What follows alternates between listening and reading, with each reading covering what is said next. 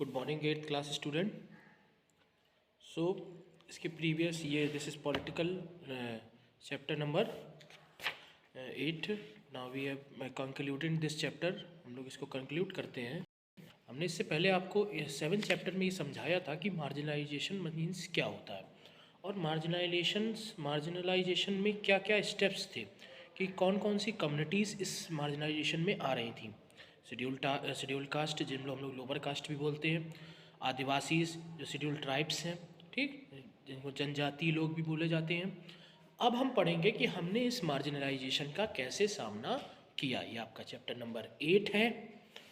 अब इस मार्जिनलाइजेशन में हम आपको बताएंगे कि इस चैप्टर में ये है कि कैसे हमने इस जो हाशिए पे पड़े लोग थे, जो मार्जिनलाइज थे, उनको किस तरीके से हम आगे लेके आए, किस तरीके से गवर्नमेंट ने स्टेप लिए, हमारे कॉन्स्टिट्यूशन में कौन कौन से आर्टिकल्स पुटअप किए गए जिसकी वजह से उनको हेल्पफुल हुआ।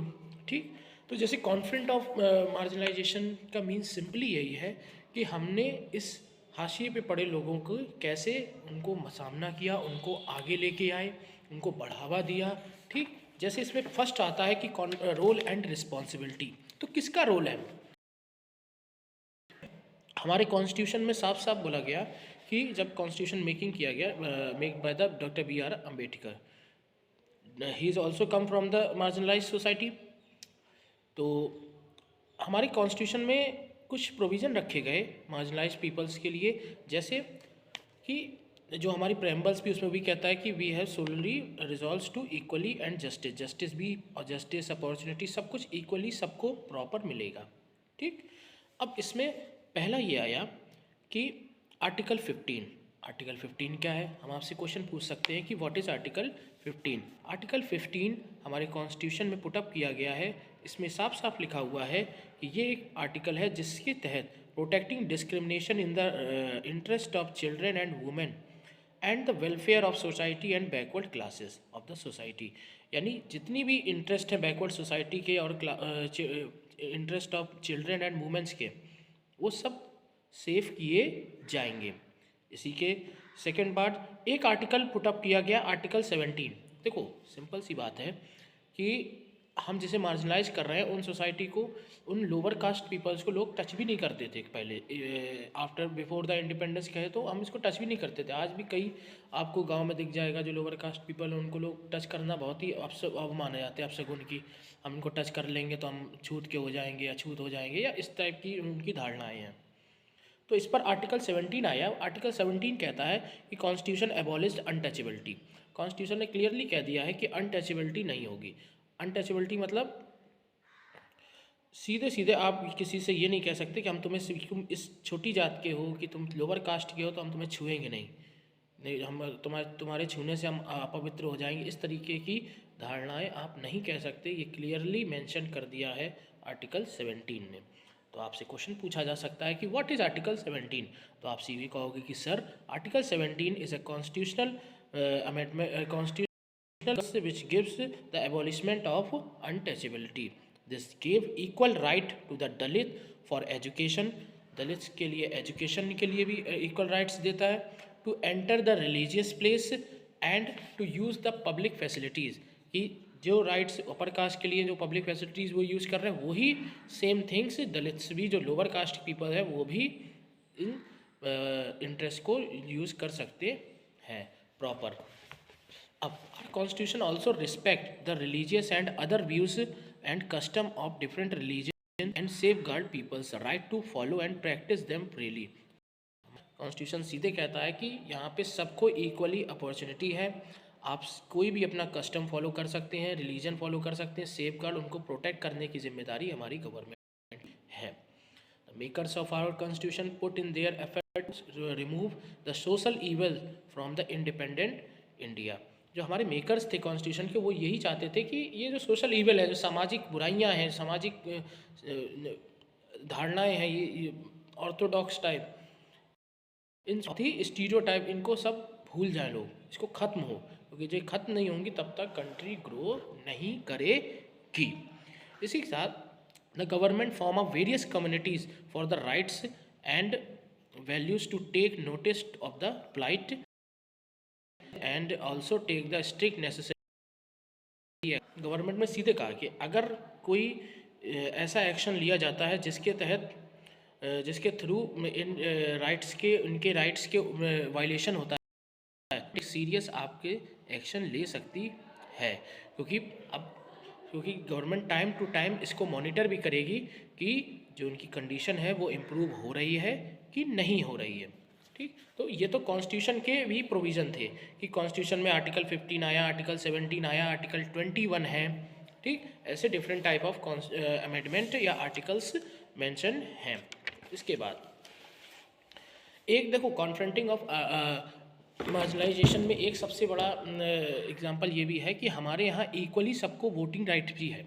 वोटिंग राइट कैसे, जो अपर कास्ट का पर्सन उसका भी सिंगल 1% का 1 वोट है, वैसे ही लोअर कास्ट का 1% का भी 1 वोट है। इसलिए हमारे यहाँ ये नहीं है कि दलित लोअर कास्ट पीपल्स या कम्युनिटी के लोग में वोट उनका वोट की कम वैल्यू है और अपर कास्ट या और अदर कम्युनिटी की वैल्यू ज़्यादा है, ऐसा नहीं है। हमारे यहाँ सभी की, हमारे कॉन्स्टिट्यूशन में सभी को इक्वल वोटिंग वैल्यू दी गई है।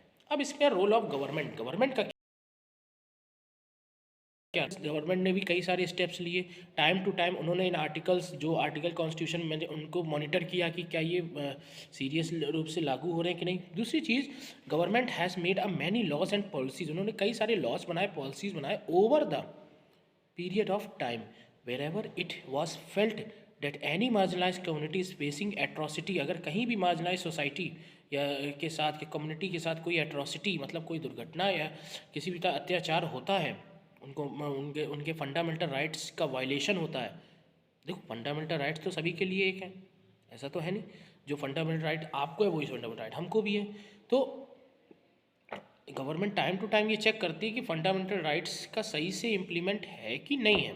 अगर किसी के फंडामेंटल राइट्स का उल्लंघन किया जा रहा है, उससे ये कहा जा रहा है कि नहीं नहीं तुम हमें मत देखो, हमको छुओ भी नहीं, तो ये सीरियस तौर पे उसको ये मार्जिनलाइज करना माना जाएगा तो गवर्नमेंट इसका एक्शन भी आपसे लेगी। गवर्नमेंट प्री मैट्रिक स्कॉलरशिप भी दी है SC ST schedule caste students को, कि ताकि वो ज़्यादा से ज़्यादा पढ़ाई पढ़ें।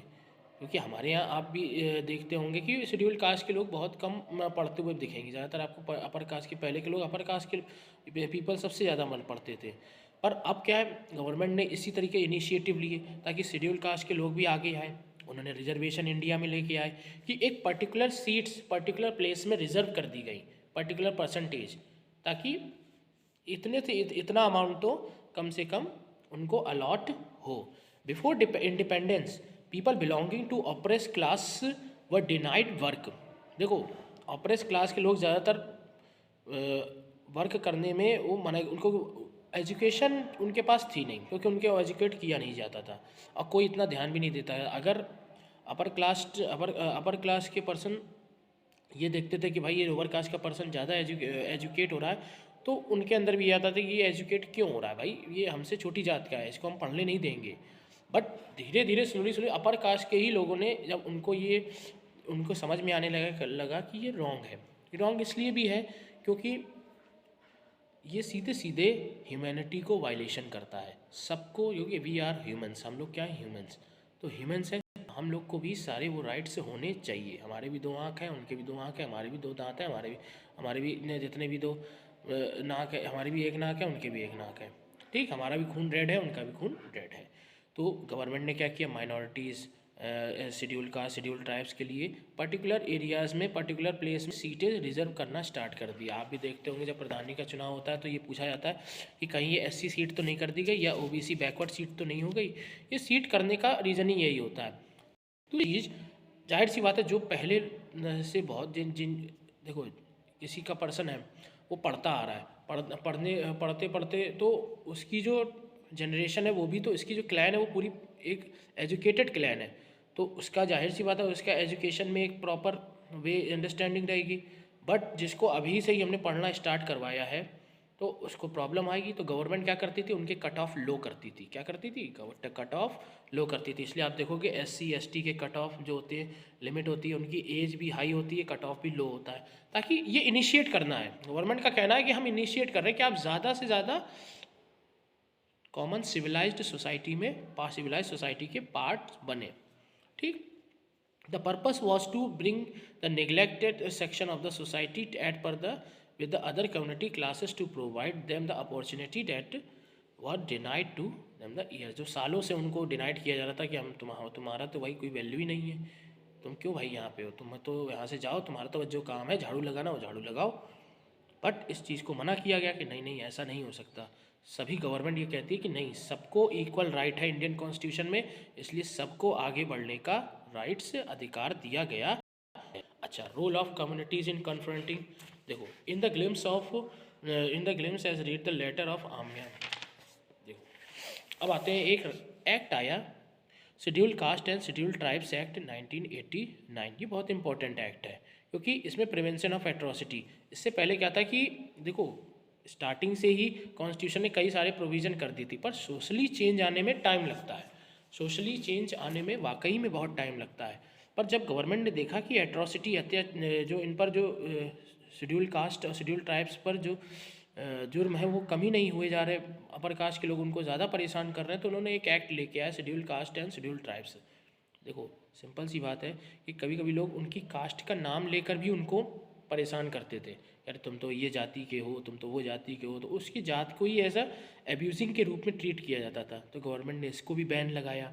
गवर्नमेंट ने कहा, one of the such step was passing schedule caste and schedule tribes act 1989 other than supporting the marginalised in the fighting for their rights. उनके राइट्स को प्रिवेंट करने के लिए, ताकि उनके ऊपर जो एट्रॉसिटी हो रही है वो बंद हो।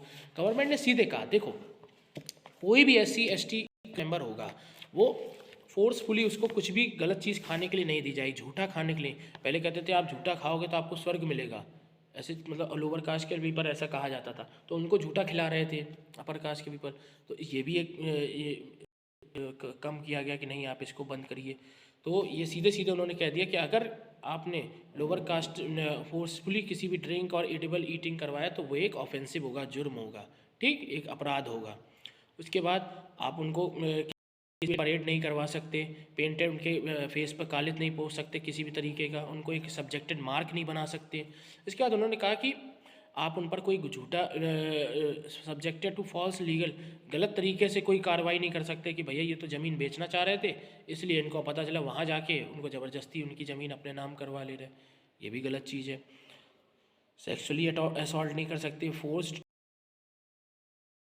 टू घर से भी छोड़ने के लिए नहीं कह सकते कि नहीं आप अपना घर छोड़ दो क्योंकि आपकी ज़मीन हमारे उसमें आ गई फैक्ट्री के अंदर, तो आप अपना घर छोड़ दो, ऐसा भी नहीं। India is developing country where social evils like of these, इस तरीके की जो सोशल बुराइयाँ, सामाजिक बुराइयाँ जिससे लोग एक दूसरे से कटते हैं, इन चीज़ों को ख़त्म करने के लिए गवर्नमेंट ने कई सारे इनिशिएटिव लेके आए।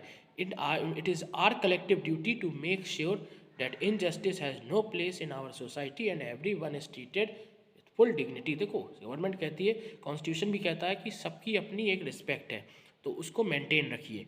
अगर आप किसी को एज अ उसकी कास्ट को लेके उसको एज अ एब्यूजिंग की ट्रीट करोगे तो वो रॉन्ग है, बिल्कुल ऑफेंसिव अपराध है वो, ठीक। इसी के साथ आपका ये 8 चैप्टर फिनिश हुआ। हम चाह रहे हैं कि आप इसको कम से कम 3 टाइम्स रीड करें ताकि आपको ये और अच्छे से समझ में आए। हमने इसका मटेरियल आपको पूरा सेंड कर दिया है, होप कि आप इसको जल्दी से जल्द कंप्लीट करके और लर्न करें। Thank you class.